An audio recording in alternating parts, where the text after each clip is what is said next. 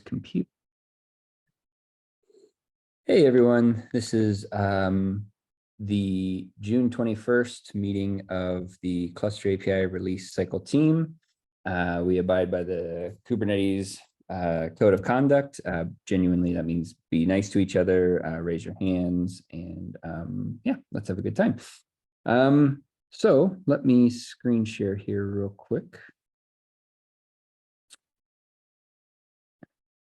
So we'll start out with a couple of PSAs just on timing and then get into our discussions. So first quick PSAs, I think everybody's kind of aware next week will be the 1.3.1.4 release on the 27th. And then the week of July 4th, we'll have the 1.5 beta. So I think that's what, in 2 weeks. So those are the two big PSAs timeline wise. Coming up. Yeah, 1.3.9 and 1.4.4. Perfect. Okay. Christian, I think you have the floor. Yep, I just came across the GitHub milestone thingies, and I see that there are some assigned for the v1.5 release. Just wanted to bring this up and see if we have to do something here or this is already handled somewhere, because I did not remember it talking about it in the past. I'm not aware of what these are. My assumptions is these are issues being worked on for this release. I think in the past there was the convention if somebody says, yeah, I'm doing this for that release, the milestone gets set, but yeah. Okay. Like the last one, for example, is stale. Stefan just wrote he will take it if nobody else takes it, but we're getting closer to the release, so. Yep, that's a great call out. So I will reach out to the team to see where these are sitting, and if we want to move them out or how we want to handle that, I guess is what I should say. So thank you for calling that out. Yep. Killian, CI updates. Yeah, so we had an issue with the CI starting last Wednesday, I think, or last Thursday. So what happened was we knew this was coming. This was highlighted before. Basically, Kind had a new release. Those new releases included rebuilds of a lot of Kind node images, which we use in our upstream end-to-end tests. Those builds were in an annoyingly complicated way that only affected builds on Prow. So everybody's local machine was probably fine, but because the way secrets are configured on Prow, or not even on Prow, on the Google internal Prow instance that we use for our end-to-end tests, all of our upgrade tests are to fail. So that's our Kubernetes, our general Kubernetes upgrade tests, but also the cluster couple upgrade tests, which run as part of the CAPI end-to-end main. So for the Kubernetes upgrade test, which we run a separate job, so we've got 122 to 123, 123 to 124, and so on. We made a change where for those tests, now we will always build the images. So no matter what Kind does, we will always be using the latest version of Kubernetes we can get, but we will always be building the images, which means that we won't have incompatibilities between the way Kind builds the images and the way we run the images in future, because we'll always be building and running with the same version of Kind.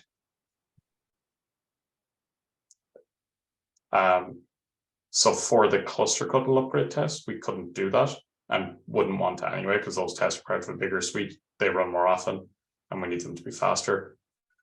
So what we did for main and 1.4, for branch 1.3, the images we're using everywhere in 1.3 are old enough that this problem didn't happen. This impacted 1.4 and main. And for 1.4 and main, we pinned the images inside the various templates we use for our tests. So if people are familiar with CapD, we have a template custom image. And we basically put in the custom image with the version and the SHA, which is how you need to pin kind images to a specific SHA. So you get the right ones. So we did that. Still pending Fabrizio's PR out, which will hopefully fix this and give us a framework to fix common issues in future, which will handle this natively in CapD. So inside CapD code, we will resolve whatever SHA you need for whatever version of whatever he's called it kind mode in the PR. So which is basically whatever run args you need. So they should be handled internally in CapD and shouldn't affect us in future as a result. We may have an issue where for kind 21, for example, we have to add a new kind mode with new args or something, but that'll give us a much cleaner fix that we can understand rather than the current thing. Christian. Maybe this already goes too much in detail, but is there something we now have to do regularly, like to update this list of SHAs to image to versions? Yeah, so I'll be writing that into probably the release docs once we have that PR merged. So this will complicate any kind release. So previously a kind release was bump the version of kind in 2 or 3 places, most of them being like docs.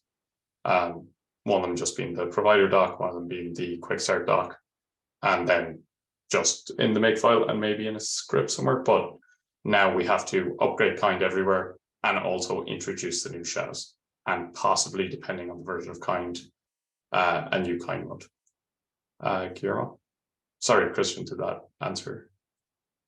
Yeah, just want to mention this brings up potential things where we could automate stuff maybe to reduce the toil there. Yeah, so somebody was asked, or somebody did ask on the kind Slack channel about making these SHAs available as a metadata file in the kind repo somewhere. Currently, they're only published in the kind release notes. Also, it's not as easy as you think it should be to like subscribe to Docker Hub for a release of an image. That you have to build scripting around it. They don't have that as a native feature, which is, yeah, seems insane to me. But anyway, yeah, but exactly right, Christian. I think we can have a, but at the moment it's just like copy and paste and put in quotes all the SHAs from the kind release notes on a new release, and that'll be part of a kind build. Totally fair. Guillermo? Yeah, maybe I just need to go read the code. If this is going to too much detail for this meeting, that's completely fine. You tell me. But you said that this logic is going to be inside the CapD code, that the provider itself. Does this affect folks using different kind images that are not the upstream kind images, right? Because if we're talking about different SHAs, etc., that's only going to apply if you're using the upstream repository. If you're using your own, or you're building your own images, or you have a mirror or something like that, you might not have the same SHAs. So if you're following reasonably good practices, then no. So what this code does, basically, it looks for kindest node and the tag, right? So you could feasibly name your own local images like that, and then CapD will try to resolve them. But as long as you don't name your local images differently than kind does, it should be fine. Which I guess is good practice, right? If you don't build an image with kind, or if they're not built in the same way as kind does it, you shouldn't be calling them the same. Okay, understood. Thank you. Oh, and here's the kind related PR. Thank you for cut. Okay. And that was, I'm going to add this here. Okay. Guillermo, you've got the next line item here. Sorry. Yeah. So this is just a follow-up on whatever we talked about last week. I generated the draft for the 1.5 release. the idea is not necessarily to start working on the release notes themselves right now. It's to use this as a reference of two things. What are the area labels that we're missing? So we can start working on that, with enough time in advance. You can see that there is a lot of them. And at the same time, identify where the release notes tooling that we have falls short. I'm sure that we can already see a few of them, like maybe that release should be capitalized, etc. So instead of using the next batch release, which is the most immediate one that we are going to use, I thought that it was better to use 1.5 for this case, just because 1.5 has way more content. So there are higher chances that we are going to discover most of little tricks that we want to do to the formatting of the release tools. So what I did is I created here whatever is the release tool is speeding up right now, and then I created to-dos at the bottom for all the labels that are missing. I think I don't remember who, but someone in the release in the comms team already started working on this, which is amazing. And the second part of the to-do list is, let's look at these release notes. Let's find the things that we want to change, and then I'll start working on making those changes to the tooling. Once we have maybe a first pass of everyone who has looked at this, then we merge that PR with the changes. I run it again, and then we do another pass, right? Hopefully this iterative process will get us to a place where the day of the release is as easy as just running the tool again. Yes. Yes. Is the plan then on these missing area label PRs to go back and add the area label then? That's my suggestion. Yes. Okay. Yeah. No, that makes total sense. Yeah. I think that serves two purposes. Like first, it creates history of what labels need to be used on what kind of PRs, which is good for future, PR authors. They can use that as a reference. And it also give us the ability to just rerun the tool and get everything for free, as opposed to we make some changes and now I rerun it because we have more PRs and now we need to make the exact same changes that we did to the notes. That's a very time consuming process. So I was just thinking, let's just put the source of truth at the area labels. And then maybe the day of the release, we need to, change a couple manually. But that should, I think that should get us there most of the way. Killian, you had your hand raised. Yeah, I think first of all, awesome work. This is great to be generating these this early and getting ahead of it. One question I have, I remember Stefan brought up this idea of trying to consolidate the dependencies. So we just do it based on the Go mod essentially, which is Kubernetes has some tool for that as an upstream tool. I was wondering how we would dedupe, because some of these dependencies are Go mod dependencies for sure, that we are labeling correctly with area dependency, but others obviously are GitHub Actions. And then there's sort of odd middle ground like kpromo. That's pretty much a version in a make file because we depend on that. So I'm not sure how easy it will be to to dedupe those. Maybe we can just grab based on the dependent bot thing or something. Yeah, I was gonna say, from the top of my head, I haven't spent a lot of time thinking about this, but from the top of my head, I can see two options. We either have a different label for any dependency that is part of Go mod, which will make it very easy, or we do what you're saying.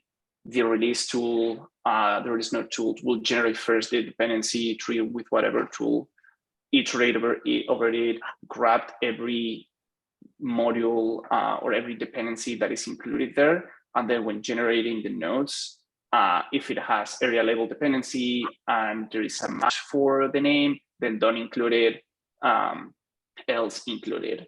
The problem with that is there can be false positive and false negatives pretty easily because we depend on the title of the PR, which is a free-form text. But at the same time, creating a new area label is more work, right? We need to go first create the label, which I think requires go to Kubernetes Infra, then we need to educate everyone to how to use one or the other. So it adds more ongoing work for the PR's authors. It definitely reduces work for the release team. So I definitely see it. It's kind of a trade-off.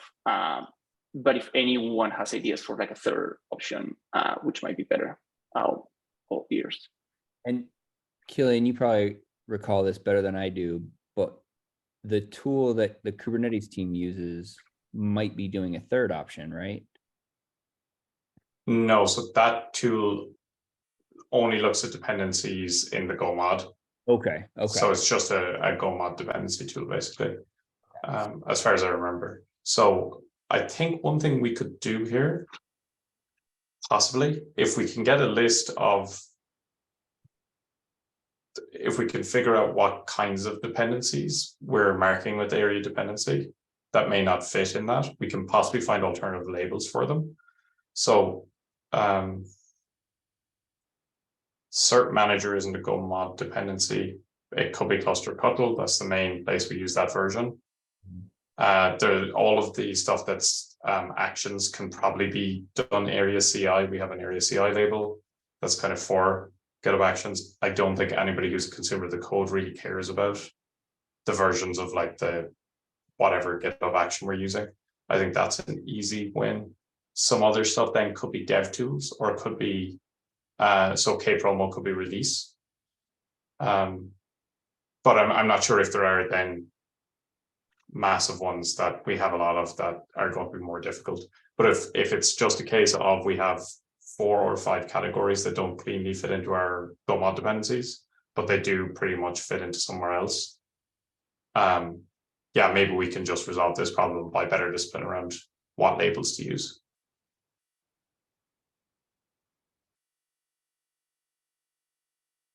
Wow. Yeah.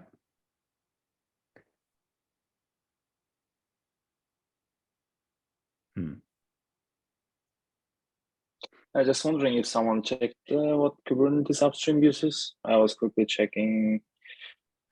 They use a tool called Keral.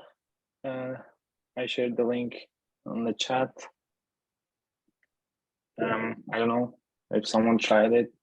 Have an idea? Is that the one that you were talking about? So we were talking specifically about the way it develops dependencies. So that's Krell that does the dependencies as well. But we were, I can't remember what the library is that Krell uses that underlies this for dependencies, but that only resolves the Go dependencies.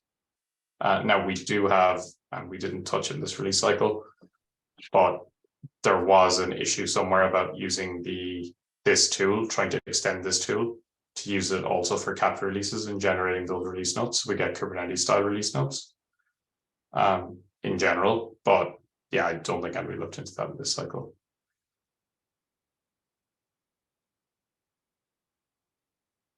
Okay.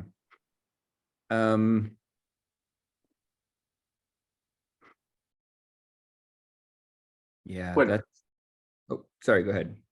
Yeah, I was gonna say, what about this? I like Killian's idea. So what if I try to create another list underneath this with all the dependency PRs and all the PRs that are missing labels that also look like dependencies? And then maybe on the next meeting, we can quickly go over them, try to group them. Based on what Killian is saying, probably most of those groups already have a label that we can use. So it's a matter of just documenting that. And if we find that is an extra group or extra groups that don't really have a label, that's when we maybe can take action item and then be like, okay, we need now more labels. Or maybe we are okay with just having those not listed, I don't know, or just having an extra section where we just don't have a area label. I don't know. But yeah, what about that? And then we can, based on the data, we can make a decision one way or the other. I like that. I think having, like you said, data in front of us or having notes in front of us to look at makes a lot of sense to me personally. I also really like the, for lack of a better term, missing area labels in the notes, right? So that way it's called out very cleanly. So if we do in the future have a missing area label, which is bound to happen, it should be called out pretty apparent so that the next comm team can address that more quickly, as opposed to scanning down the rows of all the notes, right? So I really like that change. Related to the dependencies, I don't know. This is where, like, I think the maintainers come in and say what do they want and how do they want those structured, more so than me, right? I could see it both ways. As somebody consuming CAPI, seeing all the changes may or may not be useful. I don't know. Somebody using CAPI, it may be less, helpful. I don't know. So I don't have an opinion on that one, but I do love the missing label section. That's a great idea.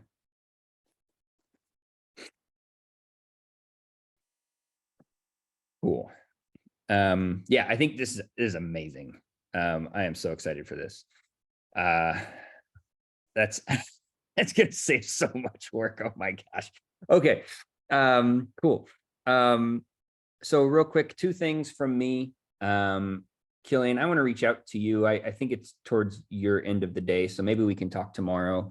But I want to actively start working on this PR triggered release. I don't think it'll be done in time, and that's my fault. But I'd like to get the ball rolling on it, so we can have it ready starting for the next release at minimum.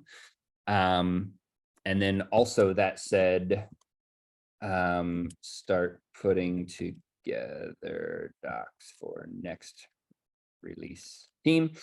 So it's on me starting this week to come up with the next release cycle. So coming up with the dates, the teams, all of that sort of stuff. So if anyone's interested, feel free to DM me. I've got to put together kind of a list of what we want to do for the next release cycle. So that'll be the 1/6 cycle. And I don't have the dates yet, but it'll be what, 13 weeks or something like that. From July 27th, I think. So maybe a few days after that. But yep. So those are the two major things on my plate right now is the PR releasing, so we don't have to bug Killian as much, and then put together docs for the next release team. So cool. Unless there's anything else. Yes. Yeah. Just to make sure that everyone's on the same page, would it be possible for all of you or whoever is interested to look at the draft notes and then put at the bottom, hey, this should be capitalized instead of this word, use this word, etc., etc.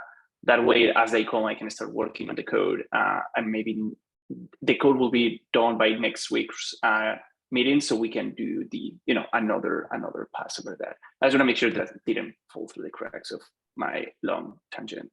No, thank you. The one thing I was going to say is I thought there was a way to leave inline comments in HackMD, but I'm not seeing how to do that. Do I need to be signed in for that to work?